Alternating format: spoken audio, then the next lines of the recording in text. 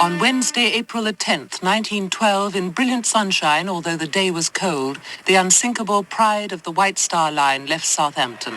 She was commanded by Captain Smith, commodore of the White Star Fleet, and this was to be his last appointment before retiring. A crowd had gathered on the pier to watch her leave her moorings. The Titanic was a new breed of luxury liner. The route for this maiden voyage took her to Cherbourg and Queenstown, where she took on emigrants bound for the New World. Among her passengers were many of the wealthy and influential, with, according to one calculation, combined assets of £120 million.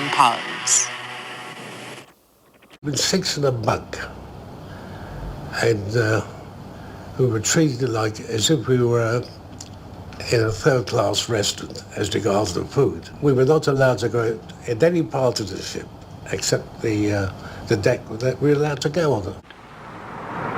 My mother, who had been very apprehensive about the whole thing and didn't want to go, had this very firm premonition of trouble of some kind, but she really didn't know what it was. But the moment she knew that we were going in the Titanic, she said, now I know why I'm frightened. And that is because this ship was declared by the builders to be unsinkable. And her expression was that was flying in the face of God. If you were rich, the decks provided a sumptuous way of life. The band played the gayest tunes and American ragtime dances, and in the splendor of the Café Parisien, the light melodies of the day. The dining rooms, staterooms, and common rooms were furnished in various periods and styles, so that English gentlemen might sit in rooms panelled and adorned like their own at home. And so that those extra good food inches could be counteracted, they even provided a splendidly equipped gymnasium. On Sunday evening, April the 14th, the night of the gala dinner, the band was playing, the millionaires were drinking at the bar, the Titanic was aglow with glittering lights.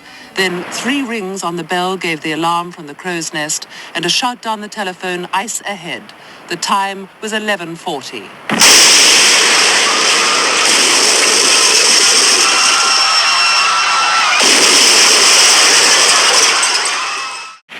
There was a very slight bump, just a little jar, nothing at all.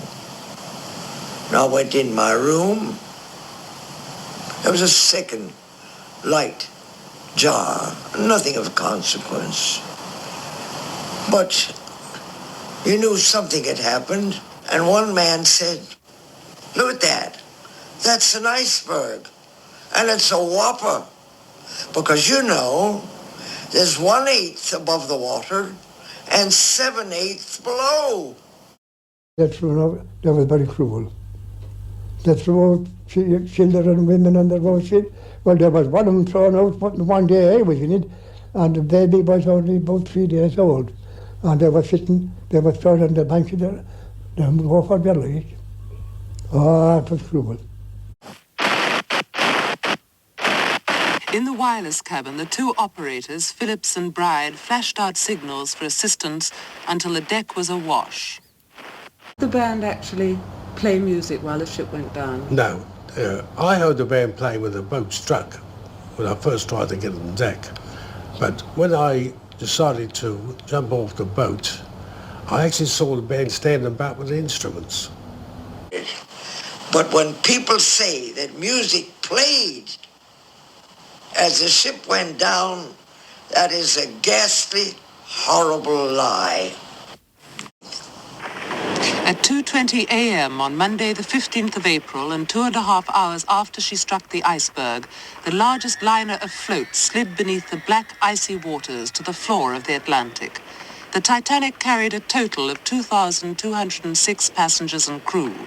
703 people survived. The total loss of life was 1,503.